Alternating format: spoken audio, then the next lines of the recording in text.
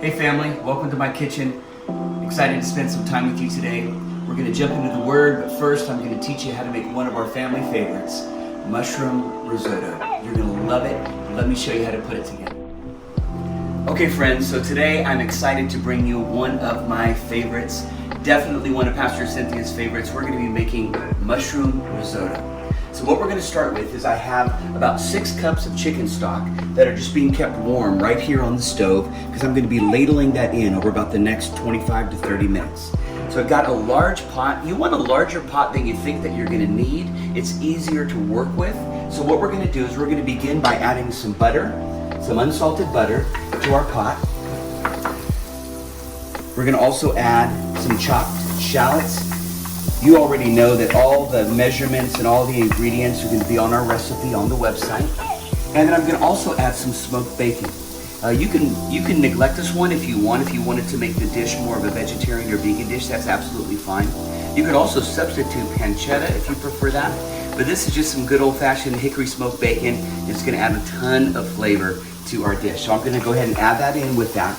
And what we're going to do now is we're just going to let the butter and the shallots and the bacon, we're just going to let that saute for about 5 minutes, and then I will come and show you what's next. Okay squad, so we're about 5 minutes into the butter, shallots, and bacon. And now we're going to add the mushrooms. So I've already got our mushrooms sliced up. We're going to add those right in.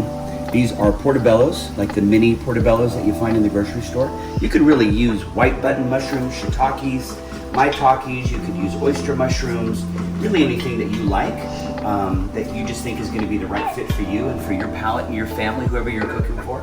So I've got the mushrooms in now, and I'm going to let these go for another 5 minutes, and then I'll show you how to finish. Okay, so we've allowed the mushrooms to cook in the mixture with the shallots, the bacon, and the butter for about 5 minutes. They're starting to cook down a little bit.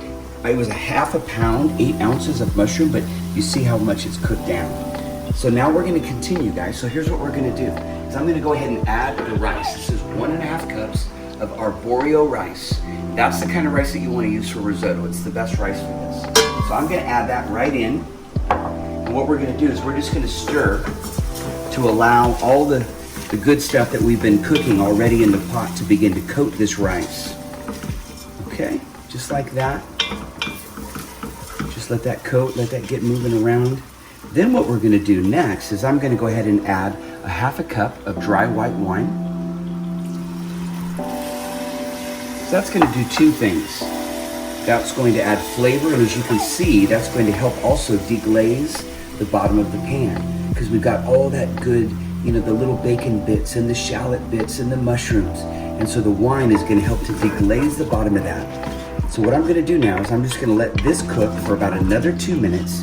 And then we're going to start adding our chicken stock slowly. And this is going to be fantastic. You got to make this. All right, so we've had the rice and the wine cooking for about 2 minutes. What we're going to be doing over about the next 25 minutes is we're going to be adding 2 ladlefuls of chicken stock at a time. And you want to wait about 5 minutes until you add the next portion of the chicken stock. Otherwise, you're going to shock the rice. It's not going to be able to fully absorb the stock. And so this is how you make a traditional risotto. It's a little painstaking, but it's so worth it. That's 1 and 2. Each time that you do that, it should bubble like that. After about 5 minutes, this stock is going to be absorbed into the rice, and you'll see that it starts to look dry again, where it's even sticking a little bit to the bottom of your pot. That's when you know it's time to add that next bit of chicken stock. And you can just stir this gradually over the next 5 minutes. No rush, no worry. This is going to come together. Trust me. Just trust the process, trust the directions on our recipe card, and this is going to be one of your favorites, I think. So we're going to let this go for another 5 minutes or so. I'm going to continue to add the stock, and then I'll show you how to finish this when it's all done. Hey everybody, so we finished the risotto. It ended up taking about 20 minutes as we were beginning to add that stock about every 4 to 5 minutes. It's just perfect. I've taken it off the heat, and that's when you want to add the grated Parmesan. So you want to do that off the heat. I'm just going to add that right into our pot. We're just going to stir that around, incorporate that. That's kind of one of the final things that we're going to do before we plate. You'll see that this is creamy. It's not dried out. It's not overly liquidy. It really did turn out just right. And I did it just absolutely according to the recipe that I wrote for you. So I'm hoping this is going to be a great, great add to your repertoire. Okay, so here we go. I'm going to go ahead and plate some of this in our bowl.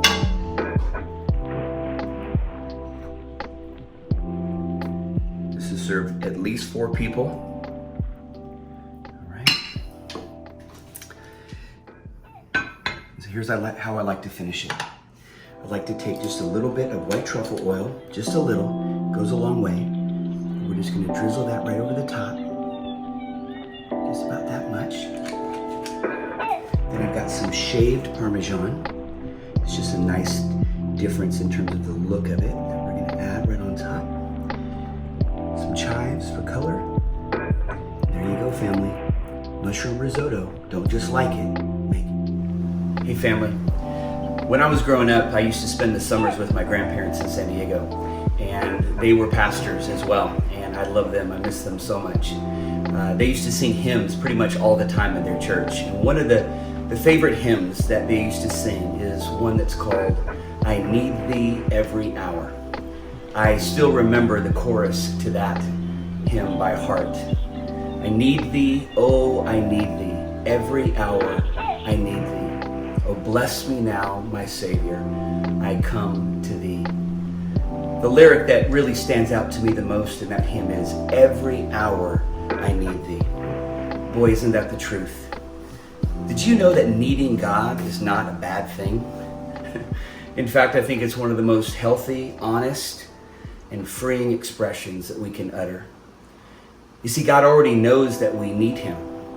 But I think that he's grieved when we act like we don't, when we neglect our time with him, when we neglect the counsel of his word or spiritual leaders in our lives, when instead of pressing into him, we disengage and distance ourselves from him.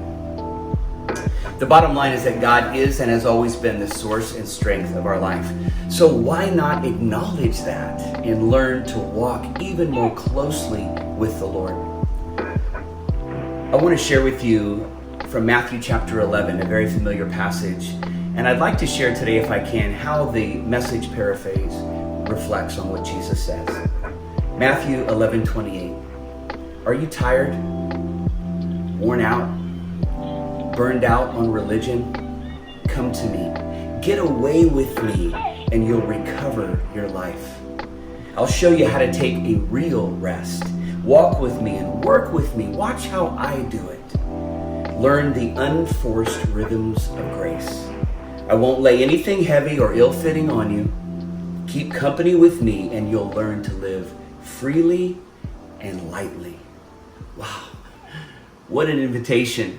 What a promise. And what a Savior we have. Do you know that there's not one problem that you will ever face that God doesn't have the answer for? But it really just comes down to our acknowledgement of our desperate need for God. So let me encourage you today, my friend, quit trying to be tough. Quit trying to do it on your own. You know what, maybe the people that you should have been able to count on your life let you down. I get that, me too. But God isn't like any one of them. He's perfect in every way. He loves us completely and he wants to help us. So get away with him today. You'll be so glad that you did. In fact, get away with him a lot. Every day, multiple times a day. He's never bothered. He's never too busy for you. Think about that the God of creation loves you so much and can't wait to spend time with you today. Let this be the song in your heart. I need thee, oh, I need thee. Every hour I need thee. Oh, bless me now, my Savior. I come to thee. Have a great day, family. I'll see you next time.